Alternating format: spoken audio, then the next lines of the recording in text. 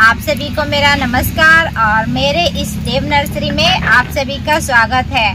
दोस्तों, आज मैं अपने इस वीडियो में बताऊंगी कि आपके घर में जो गमलों में पुरानी मिट्टी हो जाती है उसे फिर से हम नया किस प्रकार बना सकते हैं और मिट्टी की उपजाऊ शक्ति को किस तरह बढ़ानी चाहिए कि हम उसे फिर से यूज कर सकें। और जो नई मिट्टी हम पौधों के लिए तैयार करते हैं दोस्तों, उसे भी इसी तरीके से आपको तैयार करना है और यही फर्टिलाइजर उसमें मिलाना है।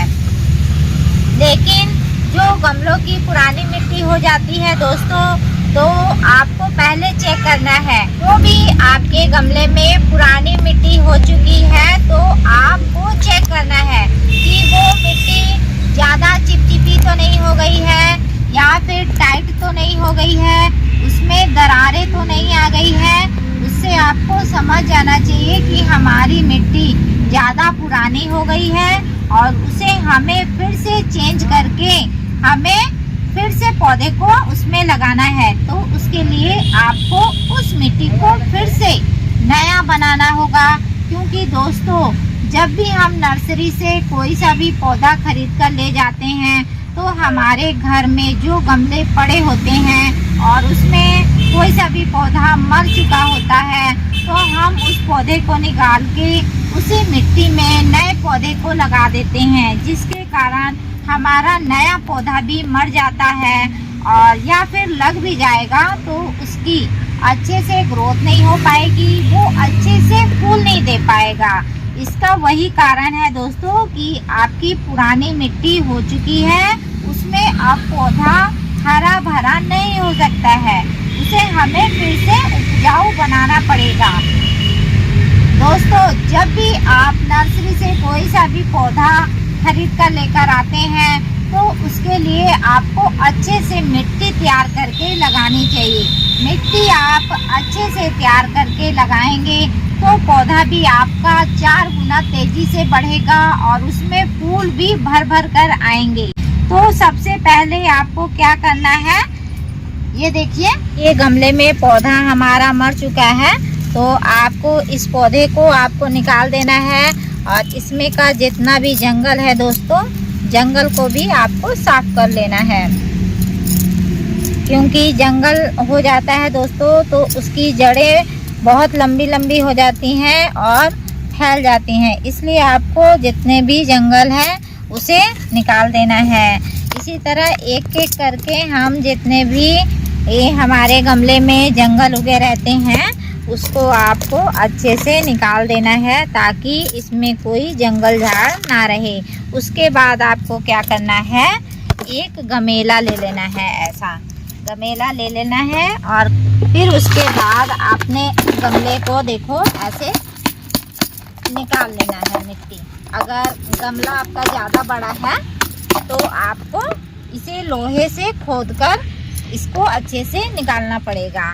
इसी तरह आपको दोस्तों जितना भी आपका गमला रहता है उसे मिट्टी निकाल लीजिए। देखिए ये मिट्टी कितनी जम सी गई है, टाइट हो गई है। इस मिट्टी में दोस्तों कोई सा भी पौधा लगाएंगे तो उसकी जो जड़ें रहती हैं वो बढ़ नहीं पाएंगी और एक ही जगह सिमट कर रह जाएगा। इस तरह आपको मिट्टी आपको गमले से बाहर दोस्तों निकाल लेना है। ये हमने निकाल लिया दोस्तों। और निकालने के बाद आपको क्या करना है, जो भी ये ढेले वाले मिट्टी रहते हैं, जब हमने गमले से मिट्टी को बाहर निकाल लिया है दोस्तों तो मिट्टी को आपको धूप में रखना है। पूरे दिन भर की धूप जहाँ आती हो वहीं पे रखना है। उसके बाद आपको इसमें पानी डालना है। पानी दोस्तों अच्छे से डालना है जिससे आपकी मिट्टी अच्छे से गीली हो जाए। तो हमने पानी डाल दिया है और इसे पानी डाल के आपको 24 घंटे के लिए धूप में रखना है। जब 24 घंटा हो जाएगा दोस्तों तो ये मिट्टी आपकी पूरी भुरभुरी हो जाएगी। जब 24 घंटे के बाद आपकी मिट्टी एकदम भुरभुरी सी हो जाएगी तो उसमें क्या करेंगे दोस्तों, आपको थोड़ा सा भूसा मिला देना है। भूसा ना मिले तो धान का, गेहूं का भूसा भी आप मिला सकते हैं। और मिलाने के बाद दोस्तों उसको अच्छे से आपको मिलाना है, क्योंकि ये मिट्टी एकदम सॉफ्ट हो जाती है और एकदम हल्की हो जाती है। और इसमें हम पौधा लगाएंगे तो वो अच्छे से बढ़ेगा। और उसके बाद इसमें एक चीज़ और मिलाना है दोस्तों। उसके बाद दोस्तों इसमें आपको थोड़ा सा वर्मी कंपोस्ट मिला देना है। वर्मी कंपोस्ट है दोस्तों, मिट्टी की उपजाऊ शक्ति बढ़ जाती है और पौधा हमारा हरा भरा रहता है। तो वर्मी कंपोस्ट आप नर्सरी से खरीद सकते हैं और ये बहुत ही कम रेट में आपको मिल जाएगा। 40-50 रुपए के हिसाब से मिल जाता है। उसके बाद दोस्तों ये देखिए, ये आपका है नीम की खली। नीम की खली भी दोस्तों मार्केट में आपको मिल जाएगा और ये भी 30-40 रुपए केजी के हिसाब से मिलता है। जो नीम की खली रहती है दोस्तों, उसमें बहुत सारे एंटी बैक्टीरियल गुण पाए जाते हैं। तो मिट्टी में दीमक रहता है, चींटी रहता है या वायरस रहता है, उन सभी को ख़त्म कर देता है, जिसके कारण हमारे पौधे में कोई भी बीमारी नहीं लगती है। इसके बाद आपको ऐसा एक बर्तन ले लेना है और बर्तन में दोस्तों आपको पानी डाल देना है। और पानी डालने के बाद ये देखिए, ये गुड़ है। गुड़ दोस्तों जो एकदम पुराना वाला गुड़ रहता है, वही वाला गुड़ आपको लेना है और ये मार्केट में मिल जाएगा। और गुड़ ना मिले तो दोस्तों आप इसमें चीनी भी यूज़ कर सकते हैं। और गुड़ में दोस्तों बहुत ज़्यादा मात्रा में पोटाशियम, फास्फोरस और कैल्शियम पाया जाता है, जो पौधे की उपजाऊ शक्ति बढ़ाता ही है, साथ ही फूल ले आने में भी मदद करता है।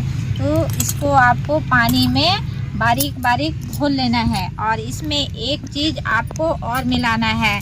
तो ये देखिए दोस्तों, ये आपको छाछ ले लेना है।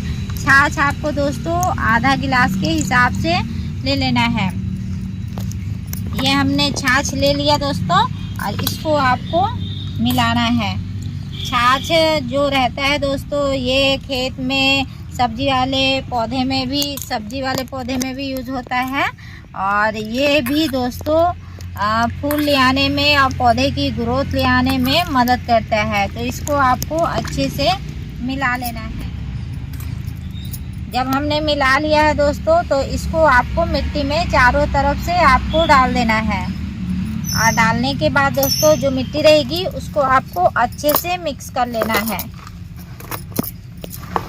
और छाछ और गुड़ को मिला के डालेंगे तो मिट्टी की जो शक्ति रहती है दोस्तों, वो तो बढ़ भी जाती है और जो पौधे की ग्रोथ रहती है वो भी दुगनी रफ्तार से बढ़ने लगती है। इस तरह आपको अच्छे से मिला देना है। और मिलाने के बाद आपको कम से कम 1-2 घंटा के लिए छोड़ देना है। उसके बाद ही आप अपने प्लांट में इस मिट्टी को डालकर लगाएंगे तो आपको ज़्यादा फायदा मिलेगा। इसी प्रकार दोस्तों आप पुरानी मिट्टी को फिर से सोने जैसा बना सकते हैं और अपने प्लांट को फिर से निकालकर उसी मिट्टी में आप लगाइए, तो आप देखेंगे आपका पौधा भी बढ़ेगा और उसमें फूल भी खिलना शुरू हो जाएगा। पौधा लगाने से पहले दोस्तों आपको गमले का भी चयन कर लेना चाहिए कि किस साइज में हमें कौन सा पौधा लगाना चाहिए। उसके बाद इसमें होल भी आपको ज़रूर चेक कर लेना है, ताकि पानी हमारा जमा ना हो और पानी हमारा निकल जाए, नहीं तो जमा हो जाएगा तो पौधा हमारा धीरे धीरे गलने लगेगा। और इसमें एक दिया या पत्थर रख के ही आपको पौधा लगाना है।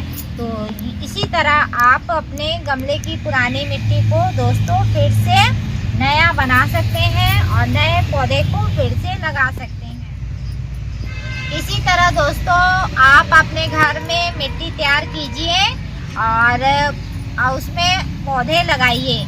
और मेरा वीडियो दोस्तों आपको अच्छा लगे तो मुझे कमेंट करके ज़रूर बताएंगे। और मिलते हैं दोस्तों फिर से एक नए वीडियो में। तब तक के लिए आप सभी को मेरा नमस्कार।